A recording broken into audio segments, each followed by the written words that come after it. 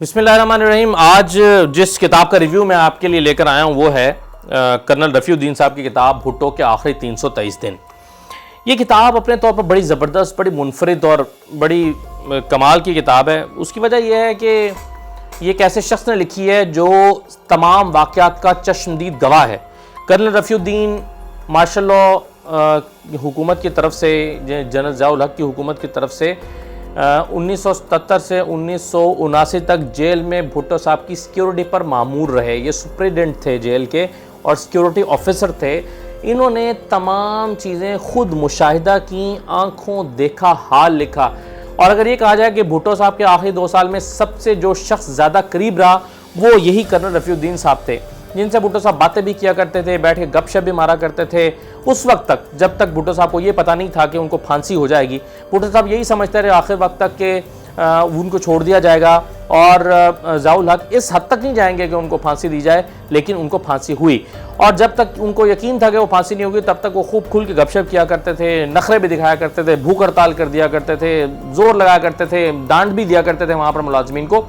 लेकिन आहिस्ता आहिस्ता इस किताब में लिखा है कि उनकी तबीयत में बताना आती कि जैसे जैसे उनको लगा कि अब शायद उनका बचना मुश्किल है। और फिर वो वक्त जब आया कि जब भुट्टो साहब को बता दिया गया कि आज आपकी आखिरी रात है और आपको फांसी दी जा रही है, उसके बाद से लेकर जो वाक़यात हैं उसको नहायत ही कहना चाहिए कि बहुत करीब से देखा कर्नल रफ़ीउद्दीन ने। और जो मुशाहिदा इनका है, जो भुट्टो साहब के चेहरे के तासुरात तक, और इससे इनकी इस तहरीर को पढ़ के लगता है कि भुट्टो साहब के दिमाग में क्या चल रहा था, वो तमाम चीज़ें बहुत तफसील से किताब में लिखी हैं। पढ़ने से ताल्लुक़ रखती है ये किताब। मैं आपको इसकी कुछ चीज़ें जो है वो आपके साथ शेयर करता हूँ। सबसे पहले तो ये कि जिस जेल में भुट्टो साहब को लाया गया उसकी तैयारी का मंजर सबसे पहले इस किताब में कर्नल रफ़ीउद्दीन ने लिखा है कि उसके जो फर्श हैं उसकी खुदाई करके कंक्रीट भर दी गई थी उसके अंदर, ताकि कोई शख्स सुरंग खोद के भुट्टो साहब को ना निकाल के ले जाए। और जो छत है उसको कंक्रीट के छत के ऊपर जंगले लगाकर और वो खारदा तारे लगाकर दोबारा छत में कंक्रीट भर दी गई थी, ताकि कोई हेलीकॉप्टर से आकर बम मार के या कोई तोड़ के छत को तोड़कर भी ना ले जाए।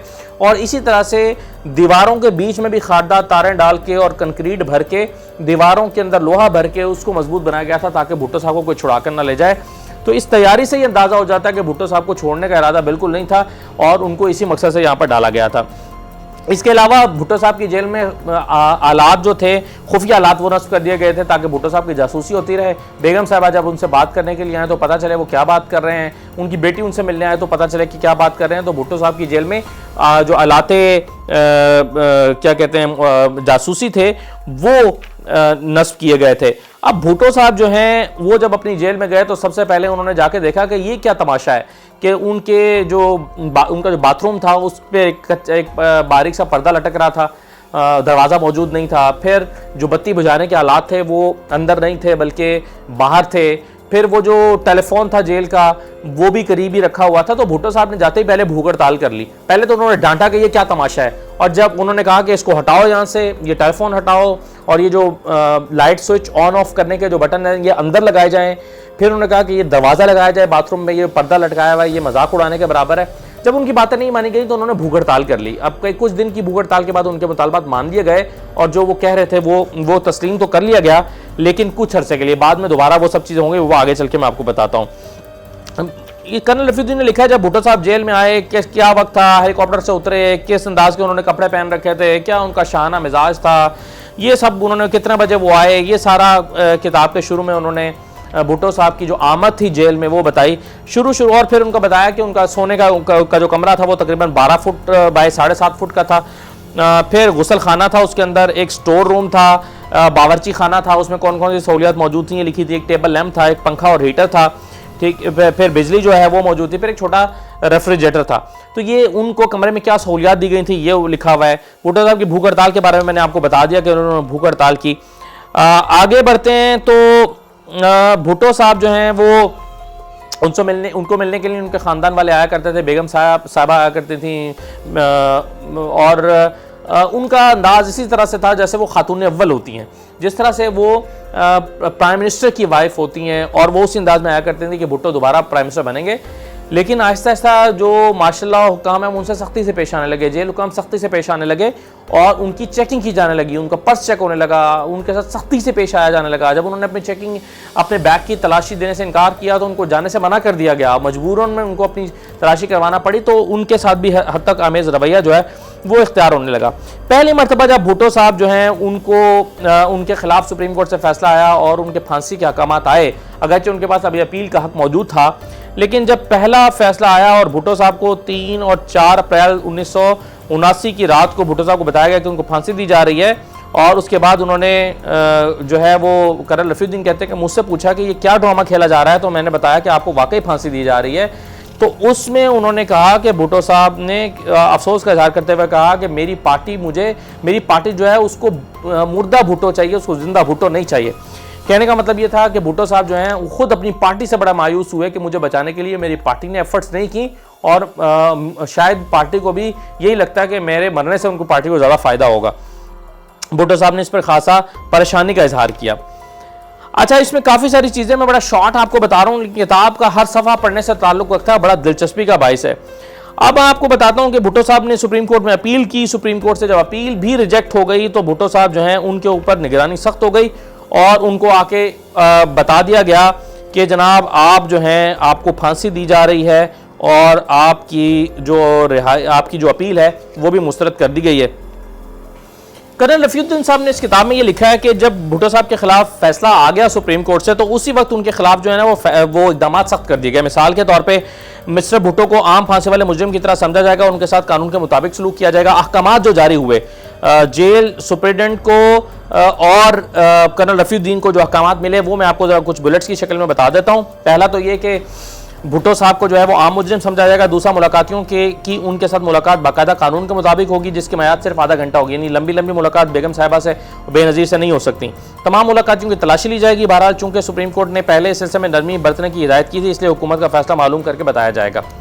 जेल में बाहर से तमाम का लाना बंद कर दें, बाहर का खाना नहीं आएगा, खाना वहीं पर जेल में पकेगा और वही खाना उनको जो है वो दिया जाएगा। और जो पहले से इस्लामाबाद से खाना आ रहा था, प्राचा हाउस इस्लामाबाद से, वो अब नहीं आएगा। खाने का बंदोबस्त सिक्योरिटी वार्ड में किया जाएगा और अगले हुक्म तक कैदियों की लंगर की बजाय अंदर सिक्योरिटी वार्ड के किचन में ही खाना तैयार किया जाएगा। भुट्टो साहब के सेल से निवार वाला पलंग उठा लिया जाएगा और लोहे के स्प्रिंग वाला बिस्तर दे दिया जाएगा। बिजली के रोशनी वाले बटन जो उनके सेल के अंदर लगा दिए गए थे उनको वापस बाहर मुंतकिल किया जाएगा। भुट्टो साहब पर संतरी की निगाह रात दिन रहेगी, जो उनके सेल के दरवाजे पर मुसलसल खड़ा रहेगा। उनके सेल के से तमाम अद्वियात वगैरह बाहर निकाल ली जाएंगी। सिक्योरिटी वार्ड से फ्रिज निकाल के उन्हें सहूलत से महरूम कर दिया जाएगा। मुलाकात सिर्फ 30 मिनट की होगी और मुलाकाती आहनी गेट से बाहर रहकर मुलाकात करेंगे, यानी अंदर नहीं जाएंगे। और टहलाई का वक्त सिर्फ आधा घंटा होगा, यानी पहले भुट्टो साहब को बाहर लॉन में लाया जाता था टहलाने के लिए, तो वो सिर्फ आधा घंटा होगा। उस दौरान भी गार्ड जो है वो स्टैंड टू रहेगी।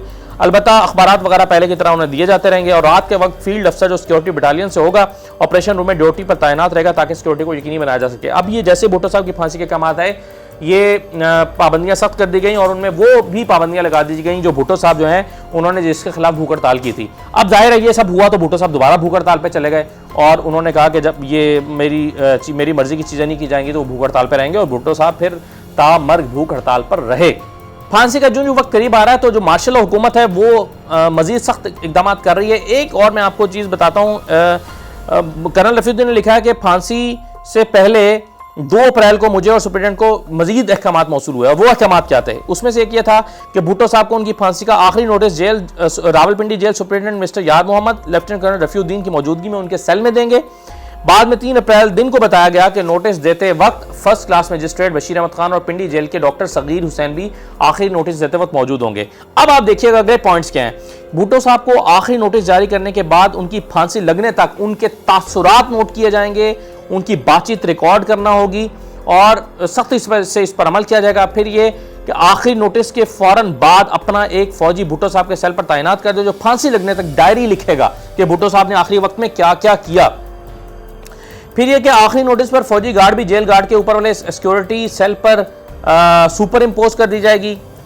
जेल के टेलीफोन के हवाले से कहा कि सूरज गुरूब होते ही जेल के तमाम टेलीफोन काट दिए जाएंगे ताकि जेल का राब्ता बाहर की दुनिया से मुनक़ता कर दिया जाए। सिर्फ फौजी टेलीफोन जो सिर्फ एक अफसर सुनेगा वो उसके पास रहेगा और उसके अलावा कोई फ़ोन नहीं होगा। सूरज गुरूब होने पर जेल का सदर दरवाज़ा फौजी गार्ड के तहत काम करेगा, जो 4 अप्रैल की सुबह तक उसके कंट्रोल पर मामूर रहेगी। फाइनल नोटिस के बाद कोई शख्स 4 अप्रैल तक की सुबह तक जेल में दाखिल न हो सकेगा और बाहर नहीं आ सकेगा। सूबेदार मेजर 27 पंजाब खामोशी से ताबूत, फूल, गुलाब कार्क और सेंट वगैरह का बंदोबस्त करेगा। 2 गाड़ियां, एक भुट्टो साहब की लाश के लिए और दूसरी गार्ड के लिए फांसी लग जाने के बाद हुक्म मिलने पर जेल में दाखिल होंगी। 3 हथियारों के खाली बॉक्स भी जो ताबूत से मुशाबे होंगे उन गाड़ियों में रखे जाएंगे, ताकि एयरबेस पर देखने वालों को ये महसूस हो कि फौजी कहीं हथियार ले जा रहे हैं, यानी खुफिया तौर पर उनकी डेड बॉडी को मुंतकिल किया जाएगा। एक फील्ड ऑफिसर के मातहत एक सेक्शन पूरी फौजी तैयारी के साथ भुट्टो साहब की लाश के साथ जाएगी। लेफ्टिनेंट कर्नल रफ़ी के साथ एक वायरलेस सेट रहेगा और भुट्टो साहब की फांसी पर SMLA को, जिनका हेडक्वार्टर जेल से बाहर SSP के दफ्तर में होगा, कोड वर्ड ब्लैक हॉर्स से इतला देंगे कि फांसी हो गई है। भुट्टो साहब की लाश को गुस्ल देने के लिए 27 पंजाब का एक आदमी बंदोबस्त करेगा। ये काम बाद 3 अप्रैल को SSP रावलपिंडी करेंगे। कुछ और भी हैं। ये तमाम अहकामात भुट्टो साहब के हवाले से जो है वो जारी कर दिए गए थे उनकी फांसी से पहले। अब इसका जो आखिरी चैप्टर है इस किताब का वो बड़ा इंटरेस्टिंग है और वो आखिरी लम्हात। इसमें पढ़ के आप अफसुर्दा हो जाते हैं, मगमूम हो जाते हैं। इसमें भुट्टो साहब की आखिरी रात के बारे में और आखिरी मुलाकात जो उनकी अपनी बेगम साहिबा के साथ हुई थी उसका तफसीली अहवाल का जिक्र है इसमें। अब ये चैप्टर शुरू होता है कि बेगम नुसरत भुट्टो और मोहतरमा बेनज़ीर भुट्टो की जो आखिरी मुलाकात हुई है, जिस सुबह 11 बजे जो है ना 3 अप्रैल को बेगम साहिबा जो हाउस अरेस्ट हुई थी उनको बेनज़ीर को लेकर आते हैं और उनको बताया जाता है कि आपकी जो है वो आखिरी मुलाकात कराई जा रही है भुट्टो साहब के साथ, आज रात को उनको फांसी दे दी जाएगी। अब इसमें वो बताते हैं कि बेगम नुसरत भुट्टो ज़्यादातर खामोश खड़ी रहीं, आंखें सूजी हुई थी रोने की वजह से, रोती नहीं, बेनज़ीर भी रोती नहीं। भुट्टो साहब उनसे कुछ बातें करते रहे और 2 बजे तक का उनको वक्त दिया गया और 2 बजे जो है वो उनको निकाल दिया गया। तो भुट्टो साहब जो है उनको अपनी फैमिली को देख के कुछ संगीनी का एहसास हुआ और कर्नल रफ़ीउद्दीन साहब से उन्होंने पूछा कि ये क्या मामला है, ये क्या हो रहा है। तो कर्नल रफ़ीउद्दीन ने कहा कि आपको फांसी दी जा रही है। तो भुट्टो साहब ये सुन के पहली दफ़ा परेशान हुए और कहने लगे दैट्स ऑल, यानी सब खत्म हो गया। और उसके बाद जो है वो जब भुट्टो साहब की फैमिली चली गई तो उन्होंने कहा कि मेरी फैमिली, बाकी लोगों से मेरी मुलाकात का क्या होगा। मैंने जो है वो कुछ और भी बातें उन्होंने भुट्टो साहब ने की। अब कर्नल रफ़ीउद्दीन साहब लिखते हैं कि 3 अप्रैल को, यानी जिस रात को फिर फांसी होनी थी 4 तारीख को, 3 अप्रैल को दोपहर के बाद भुट्टो साहब को सरकारी तौर पर इत्तला दी गई जाके कि आज आपको फांसी दी जा रही है। उस वक्त तक भुट्टो साहब को लगता था कि शायद अभी ये हतमी नहीं है, लेकिन जब उनको SMLA के हुक्म के मुताबिक जो jail superintendent mister Mohammad Yar Mohammad हैं, security battalion commander lieutenant colonel Rafiuddin थे, मजिस्ट्रेट दजावल मिस्टर बशीर अहमद खान और jail doctor mister Sagir Hussain Shah, ये 4 लोग गए भुट्टो साहब को सरकारी तौर पर इत्तला देने के लिए कि आज जो है वो फांसी दी जा रही है। इस पर अब उन्होंने मंजर कशी की है। भुट्टो साहब सेल में दाखिल हुए तो वो गद्दे के ऊपर जो सेल के फर्श पर शमालन जुर्बन बिछा हुआ था उस पर लेटे हुए थे। उनका सर और कंधे सेल की शमाली दीवार के साथ आरामदेह हालत में थे। सुपरिटेंडेंट जेल यार मोहम्मद ने भुट्टो साहब को ये हुक्म पढ़कर सुनाया और कहा कि आप मिस्टर जुल्फ़िकार अली भुट्टो को लाहौर हाई कोर्ट ने 18 मार्च 1978 को नवाब मोहम्मद अहमद खान के कत्ल के जुर्म में फांसी की सज़ा सुनाई थी। आपकी appeal supreme court of Pakistan ने 6 फरवरी 1979 को नामंजूर कर दी थी और रिव्यू पिटीशन को भी 24 मार्च 1979 को नामंजूर कर दिया गया था। सदर पाकिस्तान ने इस केस में मुदाखलत न करने का फैसला किया है, इसलिए आपको फांसी देने का हुक्म दिया गया है। अब जेल सुपरिटेंडेंट कहते हैं कि जब ये हुक्म सुनाया जा रहा था, कर्नल रफ़ीउद्दीन कहते हैं कि जेल सुपरिटेंडेंट जब ये हुक्म सुना रहे थे तो भुट्टो साहब बगैर किसी परेशानी के उसी तरह गद्दे पर पड़े रहे। हल्का सा वो मुस्कुरा कर उन्होंने अपनी फांसी की सज़ा के बारे में सुना और भुट्टो साहब ने जेल सुपरिटेंडेंट की आंखों में आंखें डालकर हाकिमाना अंदाज में कहा, फांसी से 24 घंटे पहले मजाज और मुस्तनद हाकिम के जरिए मुझे बताया जाना चाहिए था, लेकिन ऐसा नहीं किया गया। इसके बरखिलाफ जब आज 11:30 बजे मेरी बेटी और मेरी बीवी मुझसे मिलने आई तो उनको भी यकीन न था। मैंने जेल सुपरिटेंडेंट को बुलाया और उससे ज़रूरी वजाहत के लिए कहा, तब उसने मुझे गैर मशरूत तौर पर बताया कि मेरी फांसी का हुक्म उसे मिल गया है जो उसके पास है। यानी भुट्टो साहब ने उस पर भी गुस्सा किया कि मेरे रिश्तेदारों को मुझसे नहीं मिलवाया गया और ये कौन सा तरीका है मुझे फांसी की इत्तला देने का। लेकिन बहरहाल आहिस्ता आहिस्ता जो है वो ये मामला जो है वो भुट्टो साहब को यकीन आने लगा। भुट्टो साहब ने जो है वो पहले तो ये कहा कि मैं अपने वकला से मिलना चाहता हूँ, मेरे रिश्तेदारों से मुझे मिलने की इजाज़त दी जाए, मेरे दांत में बहुत तकलीफ़ है, मेरे डॉक्टर से मुझको मिलवाया जाए। फिर उन्होंने कहा कि I am feeling sickness in my tummy, मेरे पेट में कुछ ख़राबी है, मुझे उससे मैं डॉक्टर से मिलने दिया जाए। लेकिन ऐसा ऐसा भुट्टो साहब को एहसास होना शुरू हो गया कि अब फांसी वाकई करीब है, इसलिए उनकी किसी बात पर तवज्जो नहीं दी जा रही। भुट्टो साहब ने मुशक्कती अब्दुर्रहमान को आवाज़ दी, जो फ़ौरन सेल में आया और भुट्टो साहब ने उसे गर्म पानी लाने को कहा और कहने लगे मैं शेव करना चाहता हूँ। लंबी भूख हड़ताल की वजह से उनकी शेव बढ़ गई हुई थी। उन्होंने कहा कि मैं ब्लडी मुल्ला नहीं हूँ कि जो इस हालत में अल्लाह ताला के पास जाऊँ। भुट्टो साहब ने मुशक्कती को गर्म पानी लाने का कहा और बाद में मेरी तरफ मुतवज्जो हुए कहने लगे, Rafi what is this drama being played, यानी क्या ड्रामा खेला जा रहा है। तो कर्नल रफ़ी कहते हैं कि मैंने कहा sir have I ever try to be funny with you, मैं आज से पहले मैंने आपके साथ कभी मजाक किया है। उन्होंने फ़ौरन कहा तुम्हारा क्या मतलब है, फिर दोहराया क्या मतलब है तुम्हारा। कर्नल रफ़ी ने कहा जनाब आखिरी हुक्म मिल गया है, आज आपको फांसी दी जा रही है। मिस्टर भुट्टो में पहली मरतबा मैंने वहशत के आसार देखे। उन्होंने ऊंची आवाज़ में अपने हाथ को हिलाते हुए कहा बस ख़त्म। मैंने जवाब दिया जी जनाब। भुट्टो साहब की आंखें वहशत और अंदरूनी घबराहट से जैसे फट गई हों। उनके चेहरे पर पीलाहट और खुश्की आ गई जो मैंने पहले कभी न देखी थी। उन्होंने कहा किस वक्त, फिर पूछा किस वक्त। मैंने अपने हाथ की उंगलियों से 7 उंगलियां उनको बना के दिखाई तो उन्होंने कहा कि 7 दिन बाद। मैंने कहा नहीं जनाब। मैंने करीब होकर कहा सरगोशी में घंटे जनाब, घंटे, यानी 7 घंटे बाद। कहते हैं चंद लम्हों के बाद उन्होंने कहा रफ़ी बस। मैंने अपने सर को हिलाते हुए हाँ का इशारा किया। उन्होंने कहा कि बस। मैंने कहा कि जी जनाब बस। फिर कहते हैं भुट्टो साहब ने कहा कि मेरे केस को वकला ने ख़राब किया, मुख्तलिफ बातें जो उनके ज़हन में आई वो करते रहे। फिर उन्होंने कागज़ मंगवाए, फिर वो कुछ लिखते रहे, फिर उनको जला दिया, फिर कागज़ मंगवाए, फिर उस पर काफ़ी देर तक कुछ लिखते रहे, फिर जगह जला दिया। फिर उनके पूरे कमरे में डस्ट फैल गई, वो जो जली हुई राख थी वो फैल गई। फिर डॉक्टर्स को भेजा गया, डॉक्टर ने उनका आखिरी मुआयना किया, चेक किया। भुट्टो साहब जो है वो ठीक थे, उनकी हार्ट बीट वगैरह सब चीज़ें ठीक थी, यानी फांसी के लिए वो बिल्कुल फिट करार दिए गए। और उसके बाद जो है वो भुट्टो साहब जो हैं उन्होंने कुछ कहा कि मैं सोना चाहता हूँ, मैं कल रात सोया नहीं था। भुट्टो साहब शाम में रात में सो गए, कोई घंटा 1.5 घंटा सोए थे कि 1 बजे के करीब उनको उठाने के लिए फिर टीम चली गई कि अब आप उठ जाएँ, नहा लें, आपकी फांसी का वक्त हो रहा है, आपको फांसी घाट पर ले जाया जाना है। भुट्टो साहब ने जो है वो पहले तो आंखें ना खोली, फिर डॉक्टर ने चेक किया कि ये क्यों बेहोश तो नहीं है, लेकिन भुट्टो साहब जो है वो जाग तो रहे थे लेकिन उन्होंने कोई रिस्पॉन्ड नहीं किया। खैर भूख हड़ताल की वजह से बहुत कमज़ोर हो गए थे। उन्होंने जब उनके लिए स्ट्रेचर लाया गया कि वो स्ट्रेचर पर डाल के उनको फांसी के घाट ले जाया जाए तो भुट्टो साहब ने इनकार कर दिया कि मैं चल के जाऊँगा। लेकिन जब चल के जाने लगे तो वो गिर गए, उनको उठा के फिर स्ट्रेचर पर डाला गया और स्ट्रेचर पर डाल के उनको जो है वो फांसी घाट ले जाया गया।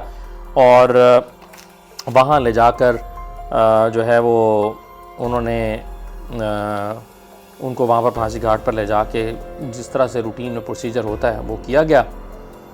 और आखिरी अल्फाज जो कर्नल रफ़ीउद्दीन से उन्होंने कहे, उन्होंने कहा कि I had tried but my thoughts were so upset that I could not do it, I have burnt it. उन्होंने कहा कि मैंने बहुत कोशिश की, मेरे जहन में जो ख्यालात थे मैंने लिखे, लेकिन मेरा जहन इतना मुंतशिर था कि मैंने उनको फिर जला दिया। मैंने आगे जाकर उनके ऊपर झुककर कहा माफ़ कीजिएगा मैं आपको समझ नहीं सका। उन्होंने इस फिक्रे को दोहराया लेकिन मैं आखिरी 1-2 लफ्ज़ फिर भी ना समझ पाया। मैं उनके चेहरे पर पूरी तरह झुक गया और उनसे कहा माफ़ कीजिएगा मैं आपको समझ नहीं सका।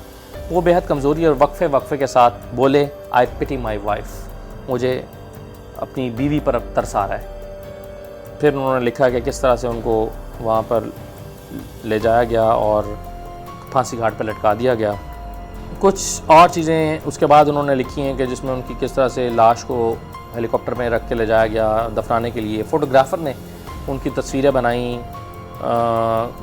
और ख़ास तौर पर उनके कपड़े उतार के उनकी तस्वीरें बनाई गई ताकि चेक किया जाए कि उनके खत्ते हुए में या नहीं। और ये भुट्टो साहब इसलिए ज़ावला करना चाहते थे ताकि उन्होंने सुन रखा था कि उनकी पहली जो बीवी है उनके वालिद की वो हिंदू थी, तो शायद भुट्टो साहब जो हैं वो हिंदू के तौर पर ज़िंदगी गुजार रहे हों, और अगर ऐसा है तो फिर वो इसको पूरी दुनिया में फैला सकें और इस्लाम का नाम लेकर भुट्टो साहब को बदनाम कर सकें कि वो तो एक हिंदू था। तो उसको इस प्रोपेगेंडा की गरज से किए, लेकिन जब तस्वीरें बनाई गई तो पता चला कि उनके ख़त्ने हुए में। फिर तारा मसीह ने उनकी अंगूठी चुराई, उनको ले जाया गया, डेड बॉडी को किस तरह से तदफीन की गई ये एक अलग कहानी है। तो बहरहाल लंबी हो गई, मैं कोशिश कर रहा था 10-12 मिनट में समेट दूं, लेकिन किताब में इतना कुछ है बताने के लिए, इतना कुछ है कि अभी इतनी ही बातें आपके साथ मज़ीद शेयर की जा सकती थी। लेकिन बहरहाल आपको ये ज़रूर अंदाज़ा हो गया होगा इस किताब को सुनने के बाद, रिव्यू सुनने के बाद कि ये किताब पढ़ने से ताल्लुक़ रखती है। बहुत तफसील के साथ बड़ी जुज़ियात इसमें शामिल की गई हैं। भुट्टो साहब की एक एक लम्हे की तफसीलात मौजूद हैं, ख़ास तौर पर आखिरी लम्हात की एक एक कलमे की तफसील मौजूद है जो आप पढ़ेंगे तो आपको यकीनन पसंद आएगी।